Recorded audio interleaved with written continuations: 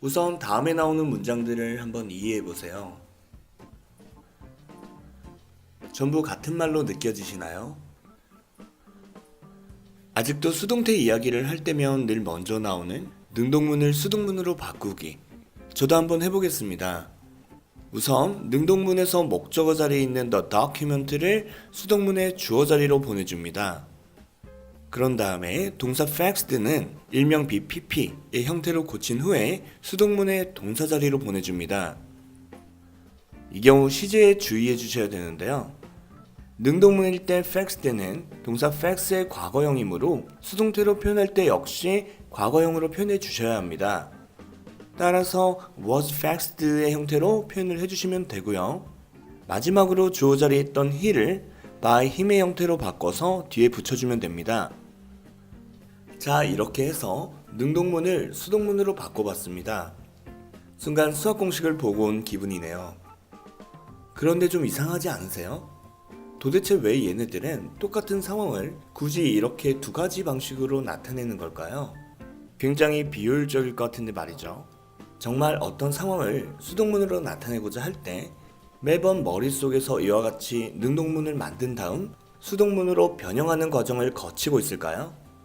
게다가 이렇게 마음대로 전환할 수 있다는 것은 둘 중 내가 어떤 식으로 표현하던 간에 말을 듣는 사람은 동일한 메시지로 받아들인다라는 소리겠죠?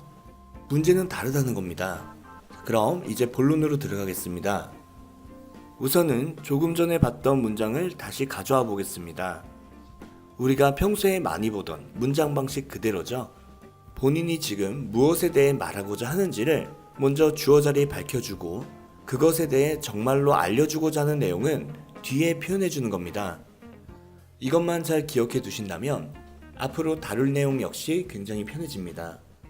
지금 이 사람은 얘가 무엇을 팩스로 보냈는지를 알려주고자 하는 거죠. he가 가리키는 사람이 한 일에 대해 알려주고 싶은 겁니다. 따라서 이 대명사 he를 주어 자리에 가져다 놓은 거고요. 다음으로는 얘가 한 일을 나타내는 동사 fax를 동사 자리에 가져다 놨습니다. 단순히 fax를 붙였다는 걸 알려주고 싶었다면 여기서 그냥 마침표를 찍었겠죠. 하지만 지금 이 말을 하는 사람이 알려주고자 하는 건 단순히 팩스를 보냈다는 게 아니라 무엇을 팩스로 보냈는지입니다. 때문에 그 내용이 되는 the document를 마지막 목적어 자리에 넣어서 표현을 해준 거죠. 이때 주어와 동사의 관계를 보면 주어가 동사가 나타내는 그 동작을 한 거죠. 때문에 이때 동사를 능동태로 표현했다라고 말을 해주고 이러한 문장을 능동문이라고 불러주는 겁니다. 그런데 동일한 상황이라 하더라도 상대방에게 알려주고자 하는 부분이 다를 수 있습니다. 그 서류를 팩스로 보낸 거 그거 걔가 그랬어 라는 식으로 말이죠. 이런 경우엔 주어 자리에 he를 가져다 놓게 되면 어색해질 수 있습니다. 어색하다 라는 소리는 이런 경우에 이런 식으로 표현하는 사람이 별로 없다는 소리겠죠? 왜? 상대방에게 알려주고자 하는 내용은 대부분 문장의 마지막에 두고자 하거든요.